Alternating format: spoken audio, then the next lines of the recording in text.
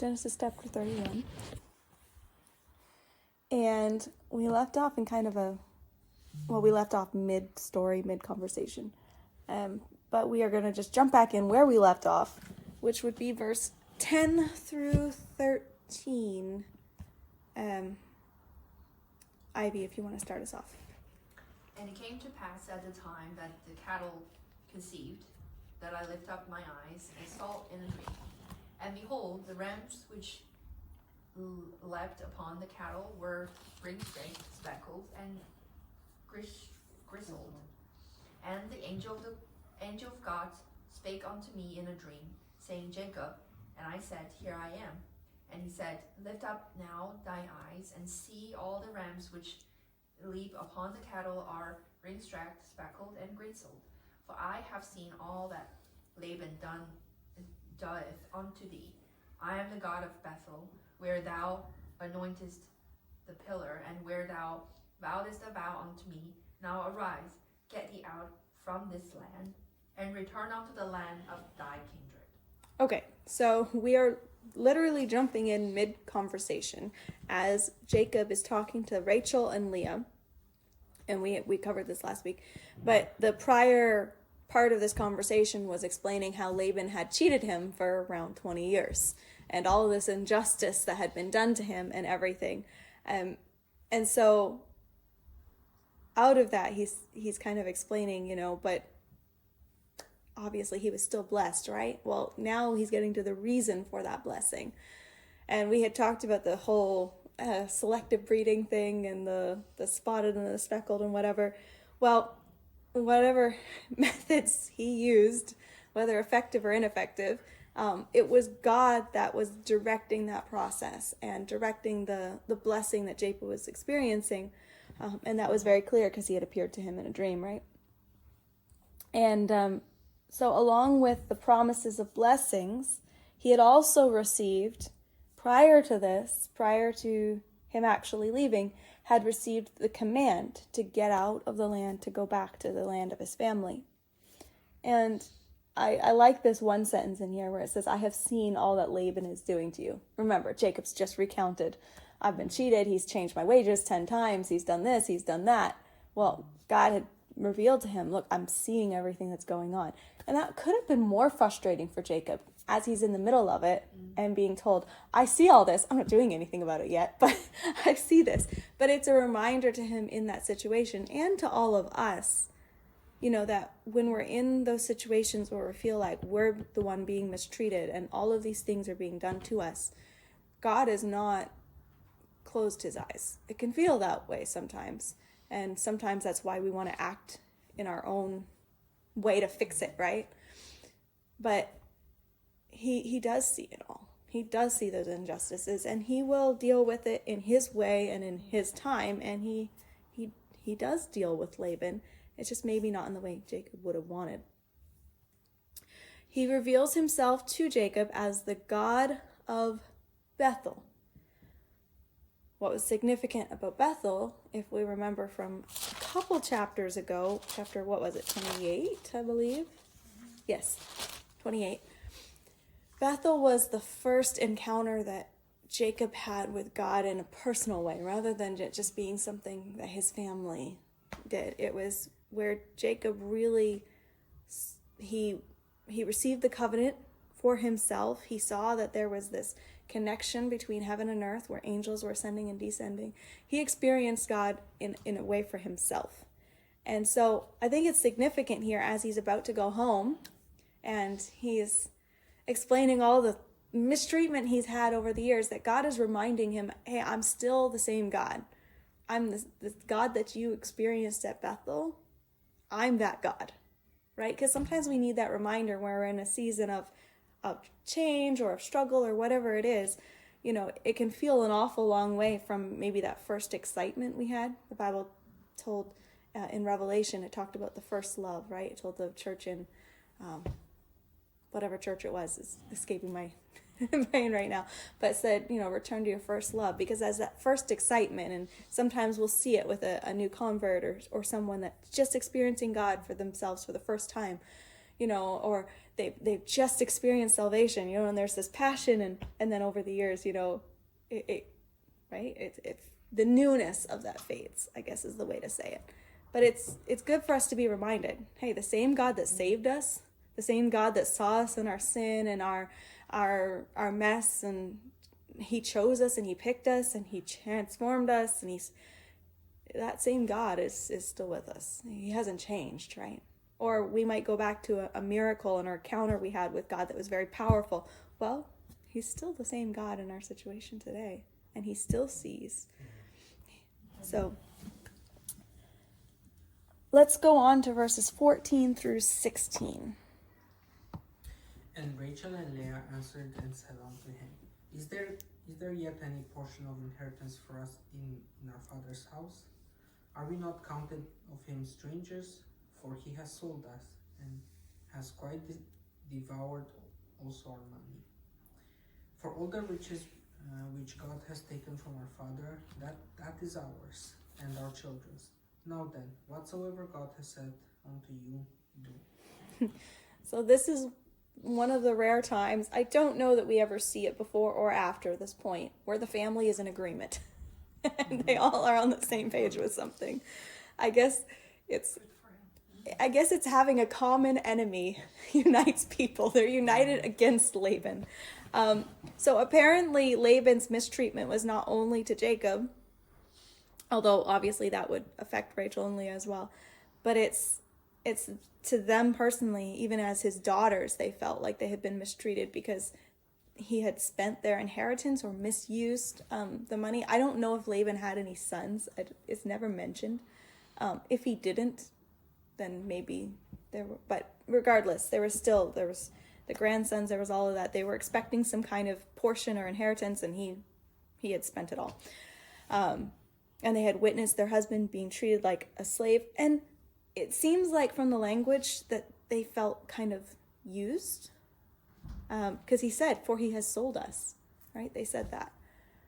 Sorry, verse 1. And he heard the words of Laban's sons. Oh, he does have sons. There we go. Sorry. Perfect. I missed that. So I guess they were still expecting some kind of inheritance. Maybe the laws were different there. Because in Jewish culture, the daughters wouldn't normally receive an inheritance. No, in Leviticus, the 5 daughters. Because he had no sons. The daughters of Zelophehad.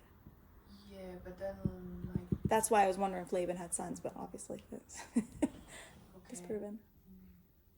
So I don't know. I didn't dig too much into that. It could have been, the dowry even that the daughters were to come with, that they did not actually receive that was or it was taken back somehow or whatever. But they were were considered used too, because you think about the fact, he has sold us. So it's like he's used us to further his, by selling them to Jacob, to further his own gain. So they're not a fan of their father right now. They feel mistreated as well. So this support from Rachel and Leah would have been really, really key, because this is a big move. Like, this is not just moving houses. We're talking a journey of 400 to 500 miles probably. And to move the whole family, which consists of all the servants, the cattle, the possessions, 4 wives, 13 children. Well, no, 12 at this point, sorry. Maybe more if there's more daughters. This is a pretty big deal, so it's a good thing they were all on the same page. And for Rachel and Leah, of course, this is into the unknown. Jacob's going back to what he knows. But for Rachel and Leah and the children, this is all brand new. So let's go verses 17 through 21. Then Jacob rose up and set his sons and his wives upon camels. And he carried away all his cattle and all his goods which he had gotten, the cattle of his getting which he had gotten in Paddan-aram, for to go to Isaac his father in the land of Canaan. And Laban went to shear his sheep, and Rachel had stolen the images that were her father's. And Jacob stole away unawares of Laban the Syrian, in that he told him not that he fled. So he fled with all that he had and rose up and passed over the river and set his face towards the Mount Gilead. Okay, so I was just reading back. It also in chapter 30, the sons were mentioned of Laban many times. Going back and catching it. Anyway, so Jacob rose, set his sons and wives on camels. So while Laban was away for the shearing of the sheep, Jacob and his entire crew, they sneak away. So obviously he's trying to make a quick departure, a hasty journey back. And the fact that he was able to put all of his wives and sons on camels shows his wealth because, that's one, he's got a big family. That's a lot of camels. But also, camels would have been a little bit more wealthier of a choice than, say, donkeys or something. So he is quite a wealthy man, and that's an indication there. Let's discuss for a moment why he feels the need to do this so sneaky.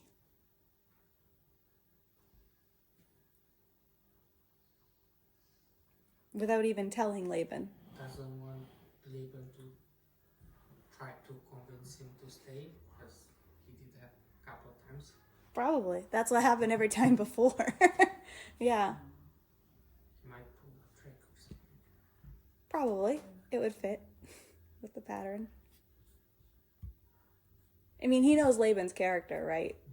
So, there also is and we find this out, there's also a fear that he may try to stop, not necessarily Jacob from leaving, although that could be true, but also to say, well, Rachel and Leah are staying with me, or my grandchildren are staying with me, and oh, you stole those sheep from me. They're mine too, all of these sorts of things. So we can kind of understand why Jacob would do that. It makes sense in a natural sense that why he would be so sneaky. But he really had no need to flee like a criminal, because if you think about it, God had already told him to leave and promised him protection for the journey. So Jacob evidently is still maybe struggling with that a little bit, to have complete confidence in God, because he is acting a little bit hastily here. And Isaiah 28:16 literally says, New King James says it this way: whoever believes will not act hastily. Or one translation, which I like, said in a panic.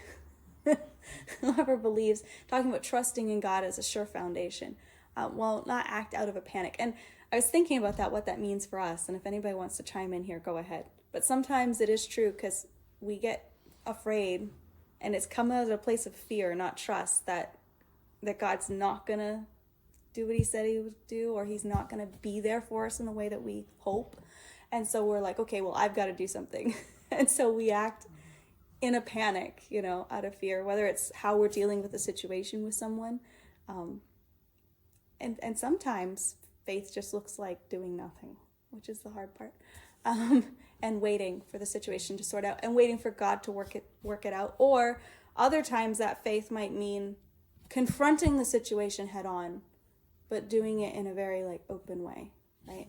So in this case, I don't know if anybody wants to chime in there with thoughts, go ahead on that, but yeah. Verses 22 through 25. And it was told Laban on the third day that Jacob was fled. And he took his brethren with him and pursued after him 7 days' journey. And they overtook him in the Mount Gilead. And God came to Laban the Syrian in the dream by night, and said unto him, Take heed that thou speak not to Jacob, either good or bad. Then Laban overtook Jacob. Now Jacob had pitched his tent in the mount, and Laban with his brethren pitched in the Mount of Gilead. So Jacob probably chose a good time to run away, because he gets a 3-day head start, which is pretty significant. But of course, once Laban finds out, he sets out to pursue. And so he gathers the family, his brethren, it says here. It's probably referring to the strong members of the tribe, the tribal warriors, because he's intending basically to attack Jacob and steal back everything that he feels is rightfully his. And somewhere in the week that it took him to catch up with Jacob, mind you, Jacob has made it all to the mountain. He's made it all the way to the mountains of Gilead. So that's about 300 miles from Haran. He's pretty close to being back to the Jordan River and thus crossing into the land of Canaan. So Jacob made pretty good time before Laban caught up to him. He did pretty well. But of course, Laban does eventually catch up to him before he reaches the promised land. But sometime during that journey, that week that it took him, God came to Laban and spoke to him and warned him that Jacob was under his protection. So in other words, Laban's plans to attack or whatever he was planning to do were not going to fly with God. He was not going to allow that to happen.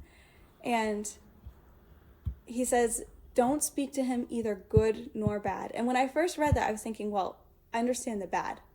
Like, don't curse him out, don't threaten him, don't promise him harm, don't touch him, for to do him harm. I get that. And then I was like, well, why not speak to him good? Like, why would God say don't speak to him good? But if you think, and Kadron was kind of alluding to this, if you think about Laban's methods of persuasion and convincing, right?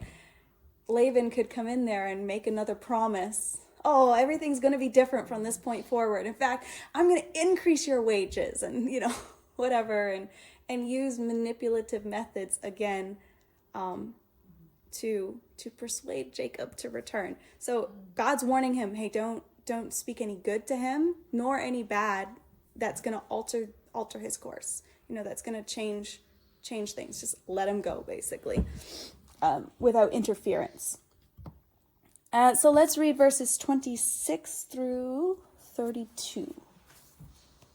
And Laban said to Jacob, what hast thou done, that thou hast stolen away unawares to me, and carried away my daughters as captives taken with the sword? Wherefore didst thou flee away secretly, and steal away from me, and didst not tell me, that I might have sent thee away with mirth, and with songs, with tambret, and with harp, and has not suffered me to kiss my sons and my daughters?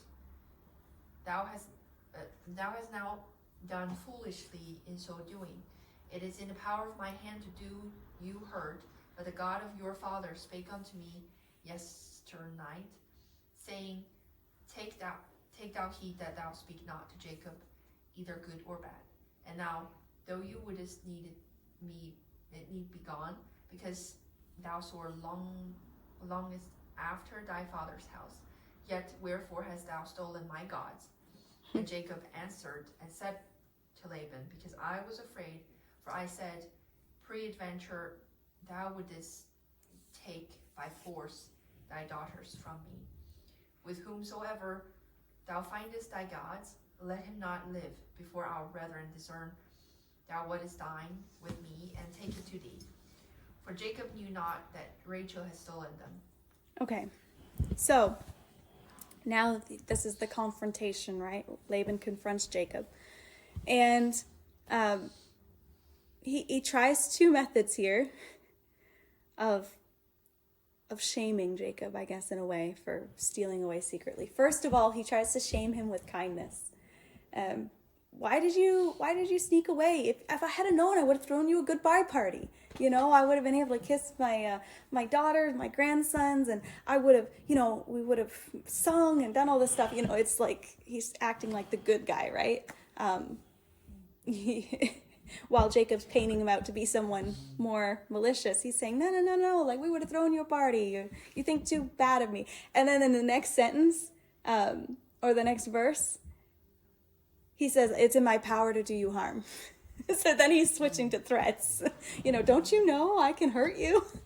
So he tries both. But at the end of his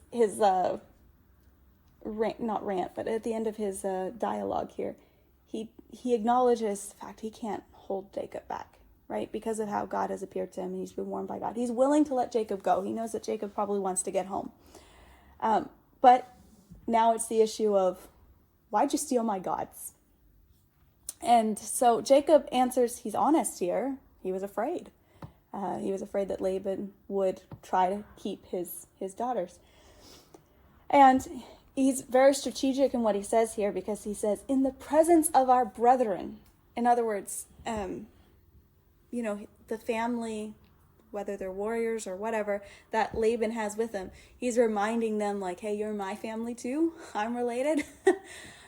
So he's strategic in how he does that, but he doesn't know that Rachel's stolen these gods. And so he's, you know, yeah, sure, search, because he believes he's innocent, right? So yeah, search, you're not going to find anything. If you do, you can kill the person who stole them because we don't have them. But it does really show the foolishness of idolatry when you stop and you think about it. Because how silly is it to have gods that someone can steal? Like, I'll just steal those gods and go on my way. You know, it's kind of funny. You'd think people would realize, but that's the thing, when that's all they've ever known and they're deceived, they don't realize. It's But more curious that he wants them back after having heard from God. well, that's true too. But I guess he's probably the attitude that a lot of like the Canaanites were, that gods were maybe like local or territorial. Yeah. So it's like, I have my God and you can have your God, and it's your God that appeared to me, but he's not mine. Like, I don't know. Laban was a bit of a funny fellow, to be honest. But let's read verses 33 to 35, still on the idols. And Laban went into Jacob's tent and into Leah's tent and into the two maidens' servants' tent, but he found them not. Then went he out of Leah's tent and entered into Rachel's tent. Now Rachel had taken the images and put them in the camel's furniture and sat upon them. And Laban searched all the tent but found them not. And she said to her father, let it not displease my lord that I cannot rise up before you, for the custom of women is upon me. And he searched but found not the images.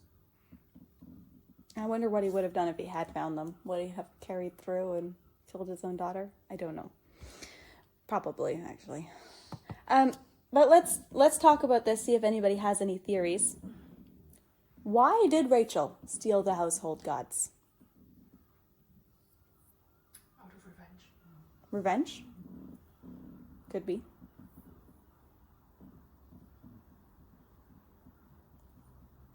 Any other theories? No, if they're territorial, Maybe it she wouldn't wished be useful. God would protect her. Maybe. I mean, we don't know. The answer's not in scripture, so like, I'm not going to be able to give you a solid answer. These are some possible There's possible suggestions that people have mentioned. So it is possible. I don't think so, but it is possible that Rachel was a devoted worshiper of these gods, and so it's like you said, she wanted their blessing or their favor on their journey.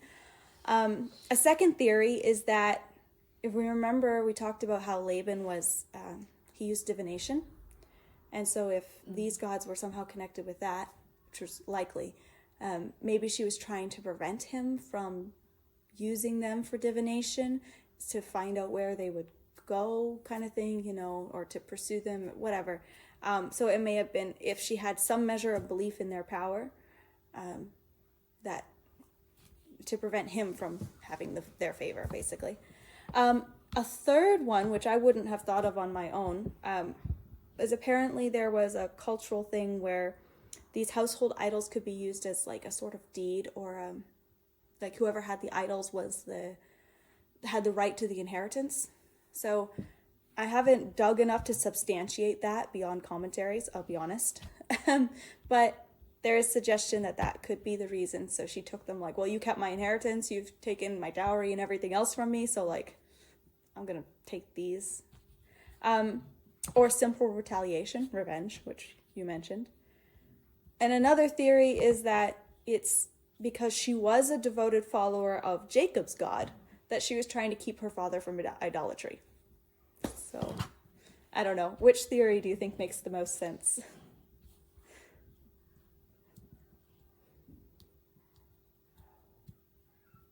Yeah, revenge.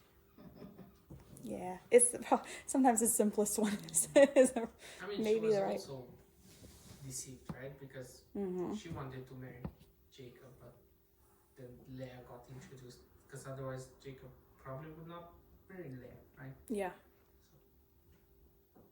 Yeah. So she's been mistreated as well. Yeah, Could be multiple reasons. probably. Or just thinking, ooh, what can I grab? Right. Well, maybe it was just that they were things of value. Yeah. I don't know what they were made of, but if they were value both emotionally but also physically, gold or silver or something, maybe that was the issue. I don't know. We don't know people's motivations. We just know that she stole them. So Jacob gives him leave to do this search. He does a pretty thorough search, but Rachel, and we've seen so much deception from Jacob, from Laban. Well, Rachel's picked it up, the skill of lying and deception. Although, to be honest, I think it's pretty clever. And not in a, not excusing it, but she faked it being her time of the month, and she had the idols underneath her and said, "Oh, I'm sorry, Father, I can't rise. It's my time." So he let it go and could not find the idols. So that, and actually this is not the end we see of the idols. They do pop up in another chapter or two, so we'll come back to them. Genesis chapter 31, verses 36 through 42. And Jacob was what? 36. Yeah. And Jacob was what and called with Laban, and Jacob answered and said to Laban, "What is my trespass? What is my sin that thou hast so hotly pursued after me? Whereas thou hast searched all my stuff that thou found of all the household stuff, set it there before my brethren and thy brethren, that they may judge betwixt us both. This 20 years have I been with thee, the ewes and thy sheep goats have not cast the young, and the rams of the flock have not eaten. That which was torn of beasts I brought not unto thee, I bear the loss of it. Of my hand didst thou require it, whether stolen by day or stolen by night. Thus was I in the day the drought consumed me, and the frost by night, and my sleep departed from mine eyes. Thus have I been 20 years in the house. I served thee 14 years for thy 2 daughters, and 6 years for thy cattle, and thou hast changed my wages 10 times. Except the God of my father, the God of Abraham, and the fear of Isaac had been with me, surely thou hast sent me away now empty. God had seen my affliction, and the labor of my hands rebuked thee yesternight." So after because remember, Jacob doesn't know that Rachel actually stole the idols. Mm-hmm. So to him, it's another false accusation. Mm-hmm. And his innocence has been proven once again as Laban has searched and not found the idols. And so at that point, he just boils over with anger because to him, it would seem like a repeat of the same things he's been dealing with for 20 years, where he's being accused of something he didn't do, he's being mistreated, he's being manipulated, all of those things. And so this speech, it feels like something maybe that he's been practicing, rehearsing, when he's angry, in his mind. You know how we do that sometimes? If I could just tell them what I think, this is what I'd say. And he gets his opportunity and it just comes out, all of the things he has suffered over that time. And he makes the case for his innocence, not just in the idols, of course, but in this whole 20-year period. He had been faithful working for Laban. He had cared diligently for the flocks, the herds. He says, the ewes, the female goats, they didn't miscarry their young. I was caring for them and they were blessed because of it. He didn't eat the flocks, so, he didn't take personal benefit at Laban's expense. You know how some people, they'll, try to get anything they can and slip, steal from the workplace. He didn't do that. It was normal, it was typical if an animal attacked the flock and got a sheep, let's say, that if the shepherd was able to bring the carcass back to the owner, that it wouldn't be counted against them because they were brave enough not to let the wolf carry it away or to eat it all. They did rescue the animal, just not in time to save it. And so it was typical that they would be excused and not required to replace that sheep, right? It would be understood. It was beyond their control. Well, in Jacob's case, he's saying, I bore the loss of it. I replaced it out of my own flock. You required it of me. You didn't, So that's an injustice. He had worked sacrificially, again, the change of the wages, all of these things, he'd not been thanked, properly recognized. So all of this comes out, but at the end of it, he gives God honor because he recognizes that, yes, Laban had done all of these things and mistreated him, but yet God had still blessed him. And it wasn't just his own effort, but God had cared for him in the middle of it. If it weren't for God, he's like, you would have sent me away empty. I would have nothing. But God was with me. And we'll see in the future chapters, he's referring a lot, the God of my father, the God of Abraham, the fear of Isaac. His personal relationship with God is still yet to grow. It's still kind of a beginning thing with Jacob where it's his family's God. He's had one encounter, but we'll see that relationship grow where that God becomes his God as well in a greater way. Let's just finish off the chapter so we can end at a good place.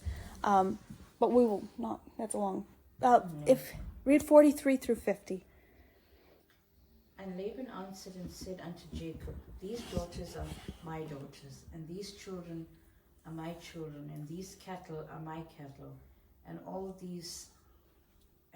that thou seest is mine. And what can I do this day unto these my daughters, or unto their children which they have borne?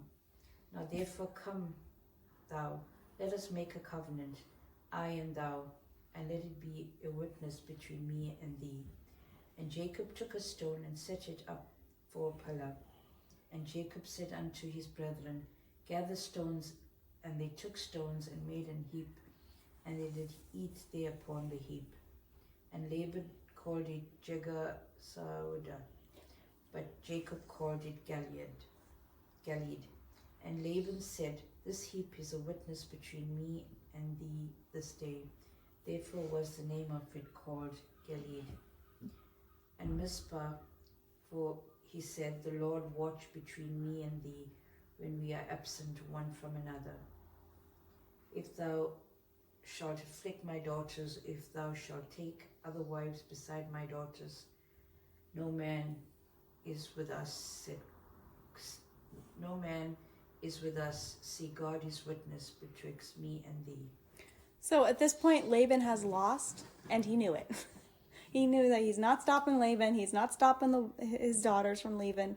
But he kind of tries to get the last word in here because he claims, everything you have, the people, the flocks, everything, they're mine. But I'll let you have them, I guess. It's kind of like trying to be the generous one at the end of it, even though, everybody knows they're Jacob's. But they made an agreement together, and so they built this heap of stones, and they call it, Laban calls it in Aramaic, Jacob calls it in Hebrew, but it's the same meaning, the heap of witness. The heap of witness. But then they also gave it another name, Mizpah, which simply means watched, based on Laban's words here, may the Lord watch between me and you. And it's kind of funny because I don't know the song, but there's a hymn written, apparently, using these words of Laban, may the Lord watch between you, and it's used like an expression of well-wishing, while we're absent, may the Lord watch between us. That was not what Laban was saying. It was not an expression of wishing him well. It was more like an expression of distrust, like we are not friends, but the Lord is judge between us. So if you mistreat my daughters, the Lord's going to judge you. If you are in the wrong, God's going to deal with it. It's not a peaceful statement in any way. This was not, they did not come to a peace agreement that would last. It was more like a ceasefire or a truce, whereas countries make them all the time, but then as soon as somebody crosses the line, then it's over. It's kind of more like that deal. If you step your foot on my territory, this peace is over. Like, we're not friends anymore. So the last, just finishing off this chapter, if you just want to read from 51 through the end. And Laban said to Jacob, Behold this heap, and behold this pillar, which I have cast betwixt me and thee. This heap be witness, and this pillar be witness, that I will not pass over this heap to thee, and that thou shalt not pass over this heap and this pillar unto me for harm.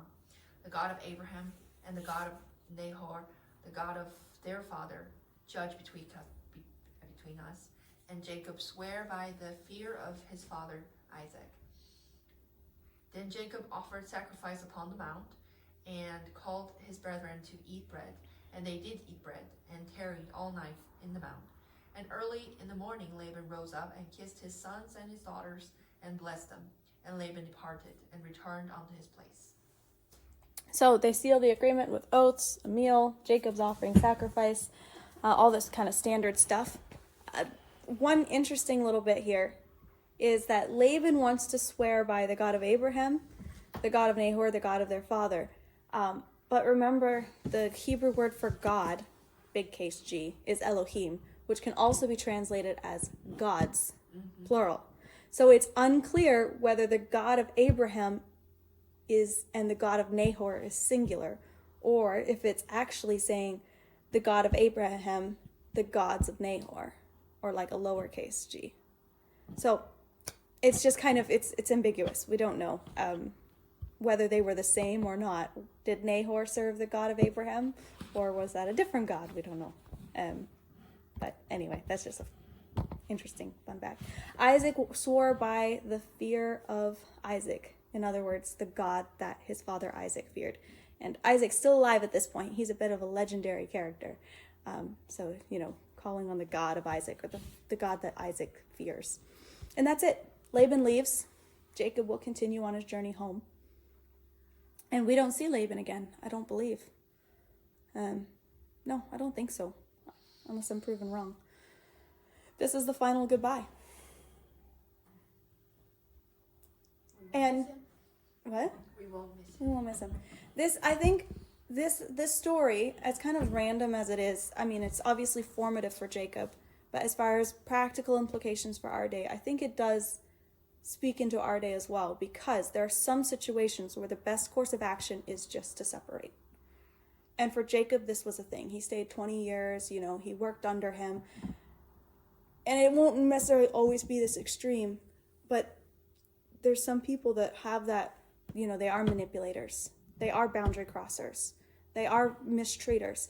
And we have to have boundaries. It's not unchristian to have boundaries with people. And, sometimes that's family even. But it could be anybody in our lives, Or we have to be kind. We have to be loving. But we don't have to just, let them walk all over us. Boundaries are allowed. And Laban is a classic example of a manipulator in a manipulative, abusive relationship. And, there are situations where people are in those situations and they think that serving God means they have to just, suffer on that. Like I'm thinking of like an abusive marriage situation, that, I just have to put up with my husband beating me and mistreating me because I'm a Christian and God doesn't want divorce. I don't believe people are under bondage in such circumstances. There are times where you've just, got to walk away. And so I think Jacob, obviously it was God-led, but he had put up with a lot. But there is a point in time where there's nothing wrong with just putting those boundaries, putting those separations. For them, it was like 500 miles, but it might not always be that much. But I think it does have practical examples for us today as well. Yeah. Next chapter will be interesting as it's Jacob's wrestling with the angel.